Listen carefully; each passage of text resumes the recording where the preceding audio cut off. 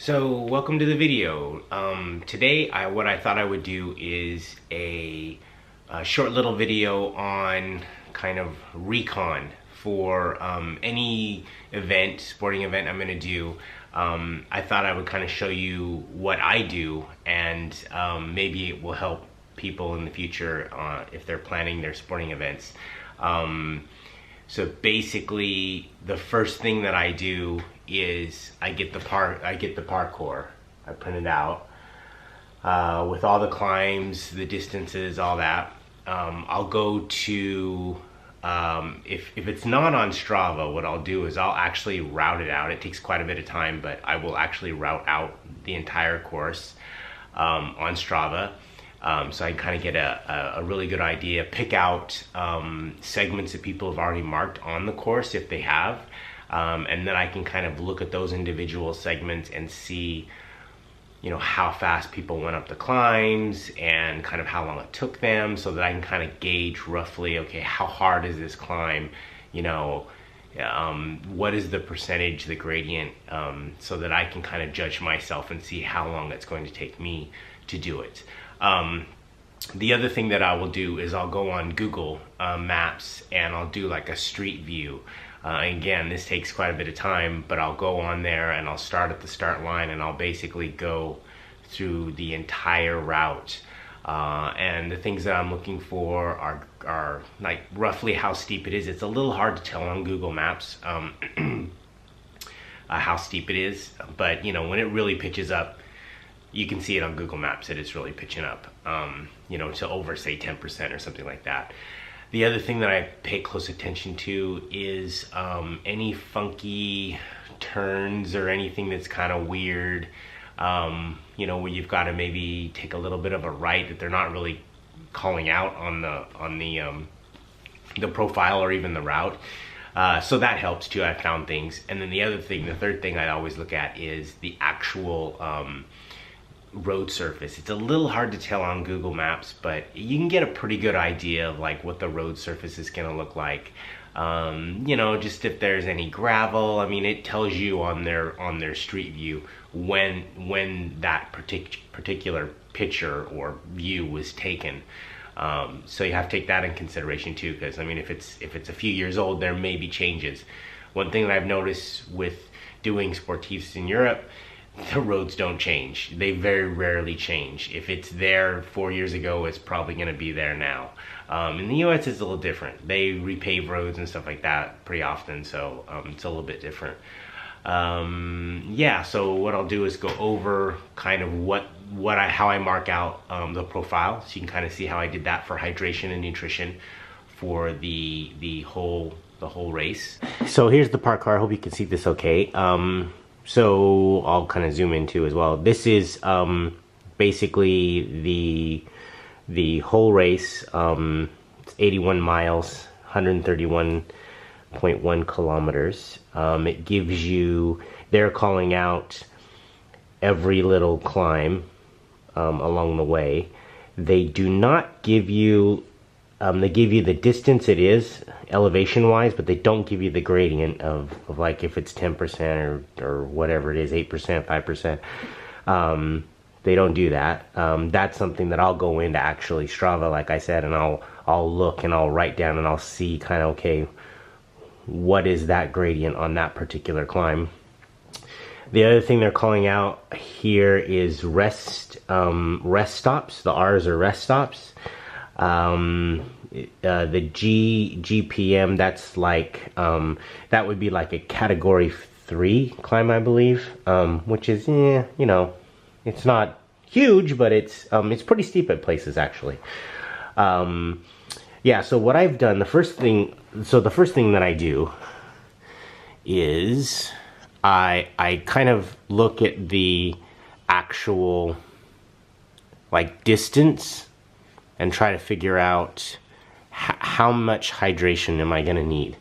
And I break it down by the rest stops. So each one of these red lines is a rest stop. I actually skip. So if I'm doing it competitively and I really want to get a really good time, one of the things that I do is I will almost always cut one of the rest stops out because they're pretty close together. They're spaced pretty close together, and usually you can do that and not really have a problem with it.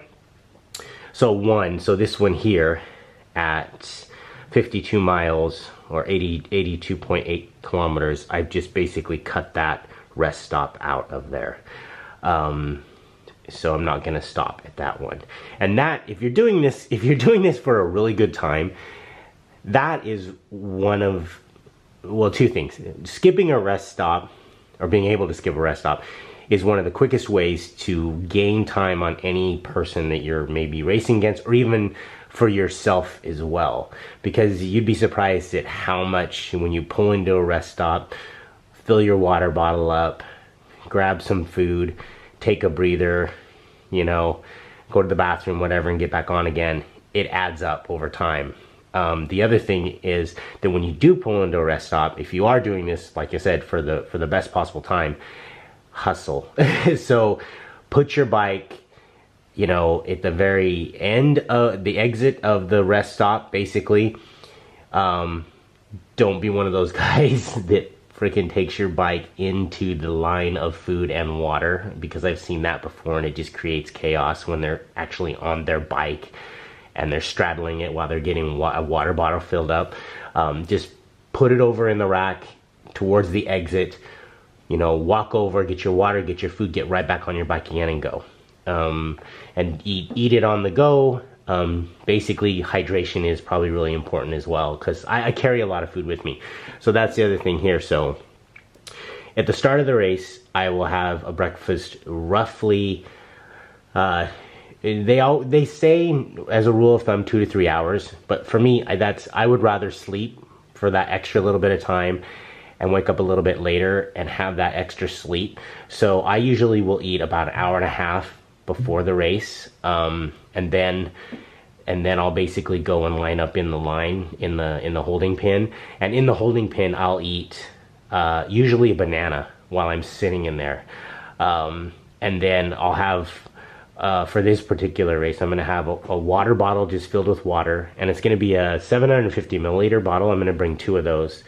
And then one with a hydration, like I use Scratch Labs hydration mix. So one water and one hydration bottle. I'm going to take a stroopwafel, and I'm actually going to take this, it's a Japanese kind of treat, I guess. It's kind of like a pancake. It's called an imagawayaki, and it's like 2 pancakes with red bean, they call it, on in the middle of it. And it's like got a lot of carbohydrates. It's got some sugar in it. It's got, like, I think it's got everything that you need. So during that first rest, before that first rest stop, I will more than likely have consumed all of this. I'll fill up my water bottle at the first rest stop, and then I'll also I'll bring with me a carbohydrate fluid, hydration, so that has carbs in it as well. And that's like I think I use goo carbohydrate drink. And then between the next rest stop, I'll have a stroopwafel, I'll have a caffeine gel, and I'll probably have a mochi. I'm gonna bring a mochi, which is basically like pounded rice, and again with a little bit of and it has some chestnuts in there as well. That's packed full of carbohydrates, because you can only consume 60 grams of carbohydrates in 1 hour. And these are like, I think they're like 40 and 45 grams in this little tiny packet, which is really, really, and small, so it could fit in your jersey pocket really well. So then at that rest stop, I will fill up, because I'll probably consume both of those. I might not finish the water, but I'll top it up, and I'll have another hydration drink. I'll switch to a hydration drink. I will have either a rice cake that I'll make, a stroopwafel, a gel, an imagawayaki. The rice cake may be switched out for the mochi, actually, because it's easier. And that should last me until the last rest stop, where the last rest stop, I will have a caffeine gel. I'll fill the water bottle, whatever's left, if it's gone or not, and then I'll fill the last one with carbs, and I'll start the carbs first, the carb drink first, before the water. Now, one thing to note is if you have a gel, you're supposed to drink water with the gel in order for it to work properly. So that's a tip there that they tell you to drink water with that. So the other thing is, for me, and this is completely personal choice, it has everything to do with your body and what your body can do, but I don't tend to eat a lot of like gels, granola bar type stuff. I try to stick to, as much as I can, like real type foods. I tend to do better with that. I used to do a lot of gels because they're really easy, they're quick, you just squirt it in and go. And I found that at the end of the races, my stomach was really it was really giving me some problems. And since I've kind of cut those down, so I'll really only use the gel. I'll use the caffeine gels, and that's really just, it's really just how my body feels. If I feel like I'm getting fatigued, if I feel like I need a little something to keep my focus going or something, I'll hit the caffeine gel. But if I feel fine, I probably won't do the gel. I'll probably just save it. And that seems to work really well. And not consuming a lot of the carbohydrate drink, that for me, some reason, does a number on my stomach as well. But yeah, I just find, and then also I'll kind of supplement that with whatever's at the rest stop. I mean, if there's something that looks like it looks pretty mild, then I'll probably take that and eat that as well. But again, like I won't just totally rely, which they always say this, don't just rely on the rest stops unless the rest stops are being supplied by the products that you eat on your rides when you're training. Because that can do a number on your stomach and really kind of give you problems during the race. So that's another tip. Yeah. So yeah, that's basically what I do to kind of figure out nutrition, hydration, how I'm gonna plan out the race. And it's a lot of work. I would say for this race, it took me probably about 8 hours to kind of prepare and figure out, okay, what am I going to take? What's the parkour look like? What's the surface look like? Everything. But every time I've ever done it, it pays off so much in the end. Just to know, like, these little sections that are maybe narrow roads even. There's quite a few narrow roads on this route that they've chosen. There's a little bit of gravel too, which is kind of interesting on the downhill. Which I'm not sure if it's there or not, but there's a good section of gravel on the downhill, and if you're going for it, you could come around a corner and hit this gravel and just kind of not really know it's there until it's there and you're on it. And on a descent, that's kind of scary. It's not called out in there, so I don't know if it's there or not. But knowing that, okay, on that first descent, that long first descent, about half a mile into it, there could be some gravel. So I'll definitely keep that in mind as well. The other thing I do too is I will tape a smaller version of this profile onto my stem in a circular hoop so that I can kind of follow it as I'm going and just kind of remember, okay, is there anything that I need to like look out for? So I'll make little notes on it as well. That helps when you're just kind of going along, then like, okay, coming up, or even coming up is a rest stop, so it can kind of help you get to that rest stop as well if you're in a bit of trouble. So yeah, I hope you like this video. I hope it helps anybody. If you have any questions at all, by no means I'm not an expert at this. This is basically just what I have kind of done and kind of figured out, trial and error, through the years that I've been doing this, and kind of refined it down, and I thought I'd share it, and hopefully it helps somebody out there that's thinking about doing this. And again, if you're doing it for fun, stop at the top of the climbs and take pictures. And I may even do that as well.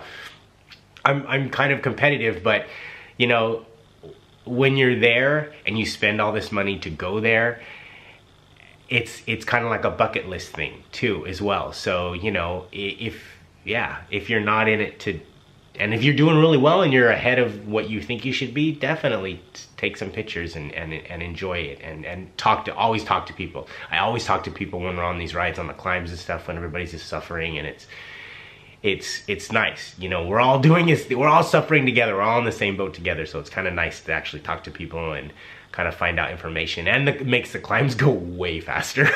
So that is a huge tip, actually. So one of the other things I wanted to mention as well is, so I do carb loading, and I don't know, good or bad, you know, you're putting on weight, you know, and you're climbing a mountain, which is not great. But usually what I'll do, I started out doing a 3-day carb load, and it was 700 calories, 700 grams of carbohydrates per day. And I found that I think it was a little bit too much. As I got better at doing this, I found that it was a little bit too much. Like, I didn't need to do that. So lately what I've been doing is I do two days of carb loading, and I try to do about 700 grams of carbs per day, and I'll do pasta, rice, you know, oatmeal, stuff like that. And then the other thing I'll do is the carbohydrate drink. I'll drink maybe 1 or 2 of those a day as well, and then also hydrate. I'll keep hydrating, and everybody is different on hydration as well, and carb loading. It depends on your weight and all that. You'll have to look it up, but yeah, hydration is so one of the things that I do is I just continuously will drink water. I'll drink the carb drink. I'll also have like a vitamin water, like a 0-calorie vitamin water that I'll use to hydrate myself as well. And I mean, the way that I check it basically is that every time I go to the bathroom, I want it to be clear, and I just keep intaking that. And the other thing too is, do not have alcohol. Alcohol reverses all of that work that you're doing. So don't have any alcohol. No beers, nothing of that until after the race, basically. And yeah, and you should do fine. Should be great. If you like this video, please give it a thumbs up. If you have any comments at all, leave them in the description, and I will answer them. And please think about hitting the subscribe button if you enjoy the videos. Thanks.